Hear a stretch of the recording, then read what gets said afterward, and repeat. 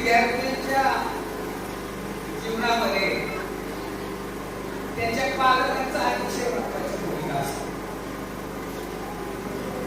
रात्र दिवस आपल्या मुलांसाठी कामात कष्ट करून कधी कधी उपाशी राहून आपली मुलं शिकतायत म्हणून आपल्या ज्या काही इच्छा अपेक्षा आहेत त्याचा त्याग करून त्या मुलांना जे काही शैक्षणिक सुविधा लागतात त्या सुविधा पुरवण्याचं काम आपण पालक करत असतो. आणि आज नुसतं त्या विद्यार्थ्यांनी मिळवलेल्या गुणांचा सन्मान नाही, त्या गुणांचा गौरव नाही, तर त्या पालकांच्या त्यागाचा, समर्पित भावनेचा आणि तुमच्यासाठी त्यांनी केलेल्या कष्टाचा सुद्धा गौरव आहे. म्हणून गुरु ब्रह्मा गुरु विष्णू गुरु देवो महेश्वरा गुरु साक्षात परब्रह्म तस्मै श्री गुरुवे नमः. विद्यार्थ्यांच्या जीवनामध्ये गुरु हा अत्यंत महत्त्वाचा असतो.